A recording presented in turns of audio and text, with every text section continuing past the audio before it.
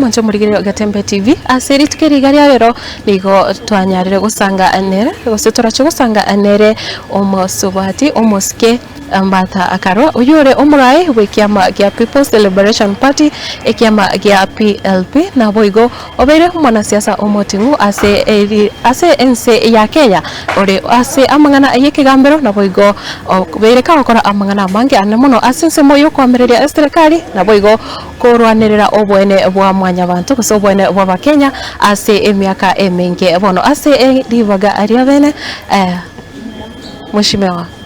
Habari yako? Niko salama Matilda. Karibu sana. Na unaweza kuzungumza na watu wa Kisii? Uambie jina lako na labda umewezaje kufika Kisii siku ya leo? Kwanza jina ni Martha Karua. Nimeingia hapa jana nikija kusindikisha na kuzika rafiki yangu, mwanachama na supporter wangu Mama Catherine Mura Nyamato. Kwanza nitoe rambirambi zangu kwa familia yake, marafiki na the Abagusi community as a whole. Mnakumbuka Honorable Mama Catherine Nyamato ndiye alikuwa mwanamke wa kwanza wa kuingia bunge kama mbunge akiwa ameteuliwa na KANU mwaka wa 1998.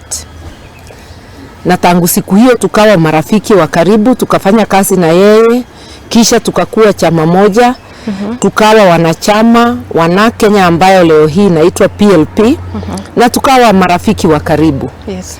Nilikuwa kila wakati nikiingia Kisii, first stop ni hapo Nyansiongo kwa Catherine. Alikuwa anaandaa karamu kama kila siku ni sikukuu tukiingia Kisii. Yes. Alikuwa ni mtu mkarimu sana, mtu wa kujitolea, mpenda watu na mpenda nchi yake. Catherine alikuwa ni wamama wale wanzilishi wa kwanza wakuwa na madaraka kwa serikali. Akifanya kazi hapo immigration kabla ya kuteuliwa kuingia bunge. Na hapo akasaidia watu na sana sana wamama sana. Catherine alipoingia siasa amesaidia wamama sana hapa Kisii. Wengine akaleta kwa chama, wakawa nominated councillors. Yes. Mwishowe wengine wakawa MCAs. Kama Margaret Ongeri nimemuona hapa, alikuwa nominated kwa county ya Nyamira. Alikuwa na roho ya kupenda watu. Hata alipowacha kuwa women leader wana Kenya, aliendelea kutumikia chama, kutuletea watu, kujali maslahi yote ya chama na yetu kama marafiki. Kisii imempoteza mama wa maana. Yes. Na tunasema Mungu amweke pahali pema na historia iandikwe ni mama wa kwanza wa kuingia bunge kutoka Abagusi. Na tunauliza Abagusi wachague wanawake. Najua mnachagua wanawake women rep. Hiyo ni kiti given. Lakini tunataka kuona kwa constituency kukitokea mama mmoja au gavana mmoja. Kama jamii zile zingine. Na unaona wale tumepatiwa nafasi tunafanya kazi. Leo hii hapa Homa Bay pia iko masisi ya Honorable Phoebe Asio. Nasema pole kwa watu yake na kwa watu wa Homa Bay kwa ujumla. Aliserve vizuri sana. Kwa hivyo mko na vielelezo ya karibu ya wamama ambayo wameserve. Mimi nilichaguliwa miaka 20 mfululizo na nikaserve watu wa Geshogo. Yes. Leo naomba na natamani kutumikia Kenya kwa kiti ya rais. Na sio kutafuta sifa. Ni kuona tu nchi imeenda vibaya, inastahili kurudishwa pamoja. Na mikono ya mama ni ya kurudisha pamoja. Sio ya kutawanya. Yes. Kwa hivyo mimi nasema patieni wa mama nafasi, waige mfano wa Mama Catherine Nyamato. Na wamama wale wengine wote wamekuwa mbele. Kwa hivyo poleni sana Abagusi, poleni Kenya, alikuwa kiongozi wa Kenya pia. Poleni sisi wote wale tulimjua. Mheshimiwa, tukiangazia uongozi wa kina mama ambaye ni mama na umekuwa kiongozi kwa miaka mingi, labda katika nchi yetu ya Kenya uongozi wa kina mama unaweza kukumbwa na shida kama zipi? Shida zile zinakumba viongozi wote, lakini lazima tuondoe kwa vichwa yetu ati wamama wafike tu kiwango fulani. Wakati nilianza kuuliza kiti ya Geshogo, iko wale walikuwa wananiambia hatuwezi chagua mama. Lakini niliendelea na kampeni zangu nikiwa na focus ya kuchaguliwa na nikachaguliwa. Hata wale wanasema mama hawezi kuwa rais. Mimi nakwambia watch this space. Niko kwa muungano wa upinzani. Kila mmoja wetu anatamani kiti, hata ndugu yangu Matiang'i ambaye ni wa hapa na ambaye rambirambi zake nitamtolea leo pale Nyasiongo sababu bado wako ng'ambo, ataingia Jumatatu. Ni ndugu yangu, Gachagua ni ndugu yangu, Kalonzo ni ndugu yangu. Kalonzo namuita mapacha wangu wa kisiasa. Wale wote wanatamani kwa muungano ni ndugu zangu. Lakini tutashindana vile wanariadha wanashindana. Na mimi naweka bidii niibuke mshindi. Tumeapa yule atachaguliwa, wengine watakuwa nyuma yake, ndivyo tuweze kufanya hii uongozi wa Dr. Ruto one term. Watu wameteseka sana.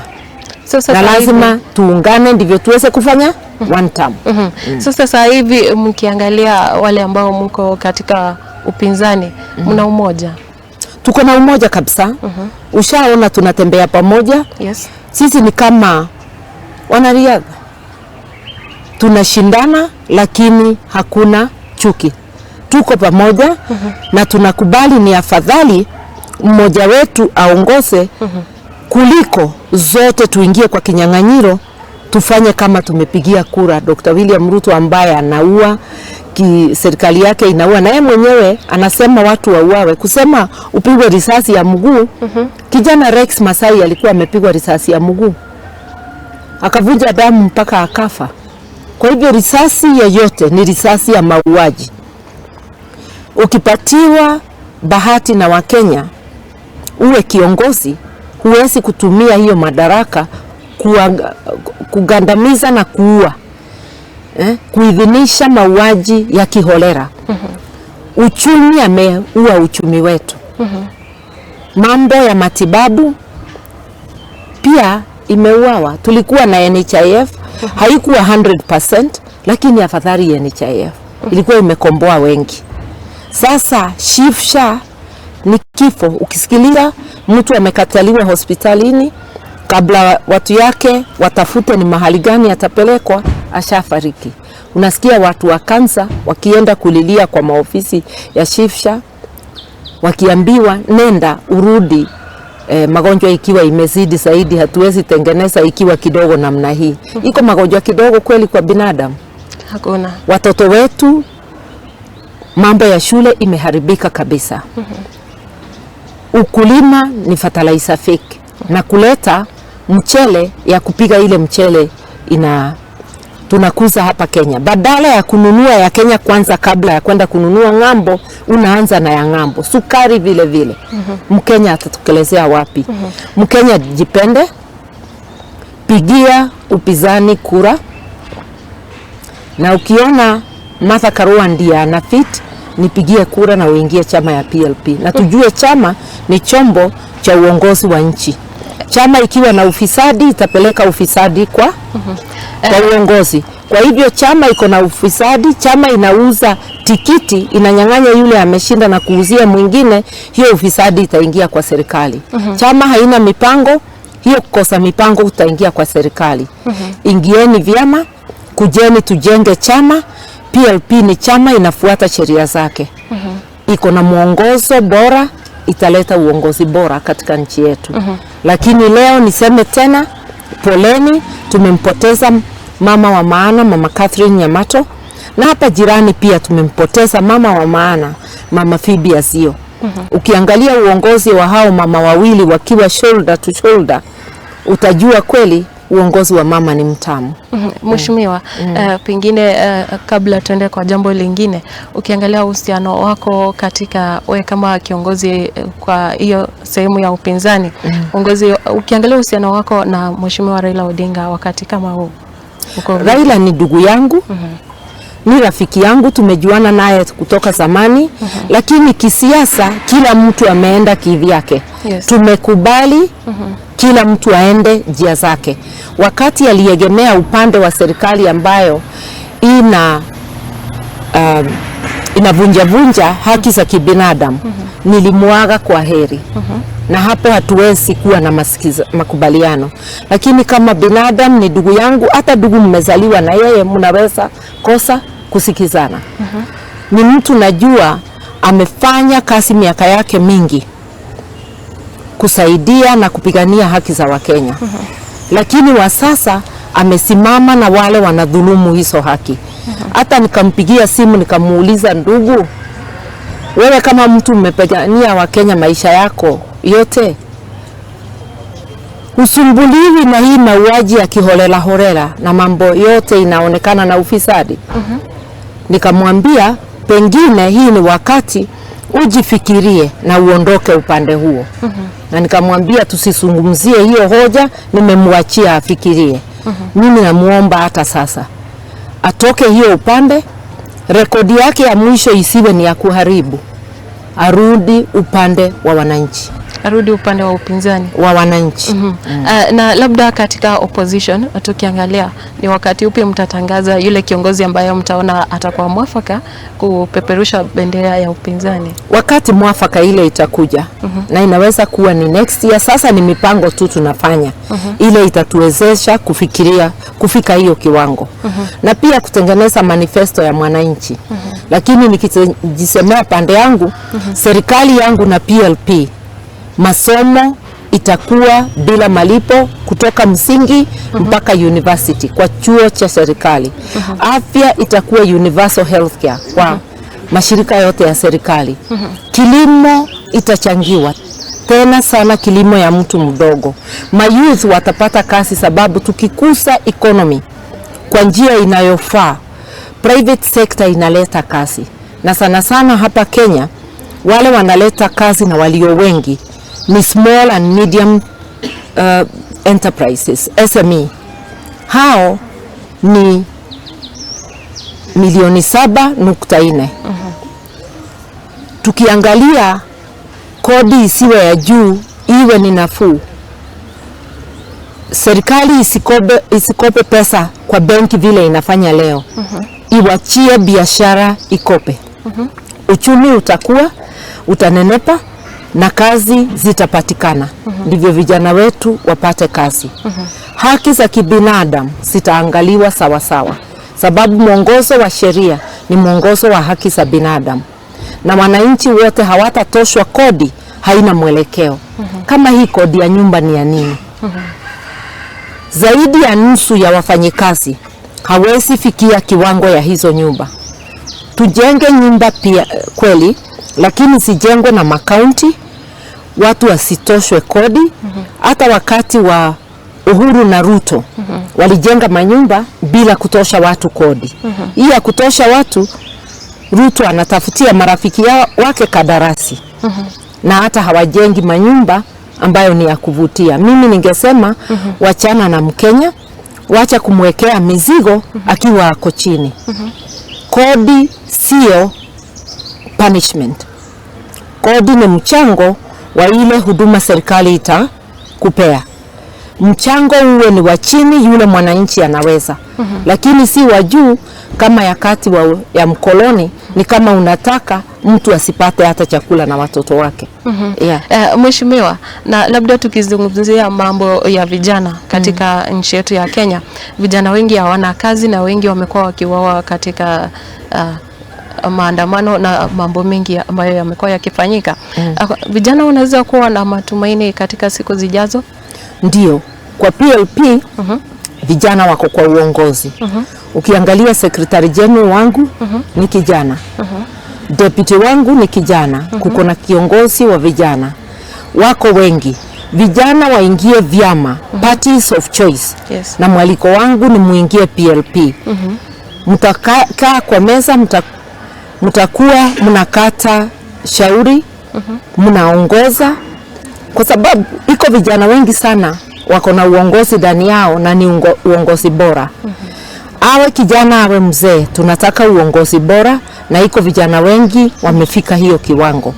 Na matumaini yao ni kazi na mazingira bora ile itawawezesha wale wako na kipawa ya kuanza makampuni zao waweze kuanza. PLP itakufikiria kimasomo, kikazi na kushughulisha vijana wote katika uongozi. Mpango wa e-Citizen ni kama unaangusha wa Kenya sasa hivi. Unaweza kuzungumzia hilo? Hiyo ni deliberate. Hii serikali ni ya wizi. Yes. Wizi wa aina yote. Na hiyo ya e-Citizen sio ati ni ajali, ni mpango wa kupora. Hata vile wanataka kuuza Kenya Pipeline, unauzaji ile kampuni iko na mapato ya juu. Na mambo ya petroli na mafuta ni mambo ya security. Nchi ikikosa itazama. Unawezaji kumpatia mwekezaji mambo ambayo ni muhimu kwa maendeleo ya nchi. Hata maji iko fununu, bado Dr. Ruto anataka pia kupatia maji wekezaji, badala ya kuacha kampuni za umma kuwa ndizo zinasambaza maji. Wakenya mjiandae, lazima tupinge hii mipango duni ya kuangamiza nchi yetu. Shukrani sana. Na tukimalizia, labda unaweza sema uhusiano wa nchi ya Kenya na nchi ambazo ni jirani na labda nchi zingine? Uhusiano wetu na nchi jirani umeharibiwa na serikali ya William Ruto. Wakati tulikatazwa kuingia Tanzania juzi, tukiwa na wanaharakati na hata aliyekuwa jaji mkuu Willy Mutunga akakatazwa. Badala ya William Ruto kukumbuka ile mshahara anakula ni kodi yetu, alituma waziri wake Mudavadi kusema ati tulienda ni kama kukubaliana na Tanzania, tulienda kufuruga. Na sisi tuko na cheti ya kusafiri ya East Africa. Sisi ni citizen wa East Africa. Ruto ametumia East Africa kama chombo chake binafsi. Kama angeitumia kama ya chombo cha wana East Africa, hawangechangia kufurushwa kwetu.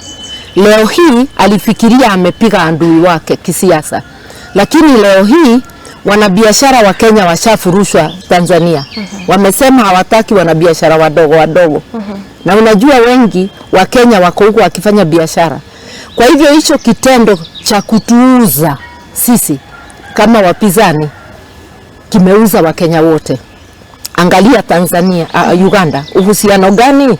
Uhusiano wa kuteka nyara wananchi. Si Besigye alitekwa nyara akiwa hapa Kenya? Yes. Si hata Mwambili Mwangodi ametekwa nyara akiwa Tanzania? Boniface Mwangi na Agatha Atuhaire waliteswa, serikali ikiwa inajua wameshikwa na serikali ya Tanzania. Badala ya kusema angalia hao watu wetu usiwafanyie madhara, walipatiana nod, wale wakateswa kinyama kabisa. Hii si serikali, hii ni uhuni. Hii ni kampuni ya wahuni. Serikali ni ile inatumikia mwananchi, ikikula mshahara wa mwananchi. Na serikali inajali hata watu hawasikizani kisiasa. Sababu kishapata kiti, iwe ni ya MP, iwe ni ya rais, iwe ni ya nyadhifa yoyote, unatumikia wote, hata wale wanakupinga kisiasa. Na ujue serikali ya Martha Karua na PLP, hata wapinzani, hata Ruto mwenyewe ataangaliwa kama Mkenya. Upanguzi hakutakuwa. Na mahakama katika nchi yetu iko sawa? Mahakama iko sawa na saa zingine haiko sawa. Iko majaji wanajaribu sana, na ndio wametushikilia wakiambia serikali wacha kunyanyaza haki za watu. Lakini iko wengine wanaogopa na kuegemea upande usio wa haki. Mimi ningetaka kuambia mahakimu wote, nguvu zako umezitoa kwa mwananchi Mkenya, ndivyo katiba inasema. Tumikia Mkenya kulingana na sheria. Hujapatiwa kasi na serikali au na Ruto Hata akikuapisha anakuapisha kwa niaba ya Mkenya, sio kwa niaba yake au ukoo wake. Tumikia Mkenya kwa njia inaeleweka. Wacheni tujenge nchi yetu, sababu hata wewe kesho utahitaji haki. Shukrani sana. Labda jambo moja kwa jamii ya Omogusi. Omogusi wapendwa, mimi nataka kuwaambia Kenya ni yetu sote. Tushikilie Kenya kwa kutafuta viongozi bora na kwa ujumla kwa nchi uongozi bora. Na ujue usiangalie kiti moja peke yake ya urais. Chagua MCA mwema na governor mwema. Hiyo ni serikali ya county. Chagua women rep mwema, senator mwema na pia constituency MP, wote wawe na uongozi bora. Hao ndio watajua mambo ya serikali ya juu ya national na ndio watachunga pesa yako. Mwisho chagua rais mwenye kufuata sheria, mwenye kukujali. Na wale wote tunasimama, angalia rekodi zetu. Utakuta Bi Karua tangu utotoni wake ametetea haki zako. Hata wakati hayuko kwa kiti. Kama sasa mwisho nilikuwa kwa kiti ya kuchaguliwa 2012. Sauti yangu haijaenda juu chini, inaendelea kwenda juu ikikutetea. Uniangalie, uangalie mwingine amejua tu wa Kenya juzi ndio ameanza kutetea wa Kenya. Uone ni nani utachagua. Na kuenda kwa njia ya haki utachagua Bi Karua. Kuna ukabila labda? Ukabila ni ya viongozi, sio wananchi. Wananchi wameunganishwa au kutenganishwa na pesa yao. Mnyonge analala njaa awe kabila gani? Mnyonge anataabika akikosa matibabu na mtoto wake pia anataabika akikosa shule. Hata ukienda kwa my estate, watu huishi sio kwa kikabila, kulingana na mfuko wao. Tusikilize sisi wanasiasa tukikwambia ukabila. Fikiria nchi yako, fikiria maslahi yako. Tuende mbele. Shukrani sana kabisa mheshimiwa. Labda ungependa kusema jambo la mwisho tukimalizia? Ya mwisho pia ni kuwakumbusha leo twaenda kusindikisha mama mpendwa, Mama Catherine Muranya Mato, ambaye amefanyia Abagusi kasi Kenya na wamama kwa jumla. Mungu amlaze pahali pema peponi. Shukrani kabisa. Omwancho murigereria uyo nigare omweshimiwa Martha Karua uyo beire umurai ase amatuka mange nekero akwanire amangana ao ayabasae na boigo abantu bonsi ka ukwanera uburayo buya na boigo nonye nobochori ase amatuko are bosio wikirabo omwancho murigereria abo no tokorera enseme ganchenkuru ko Matilda obaigwa tigara buya embuya mona. Yes.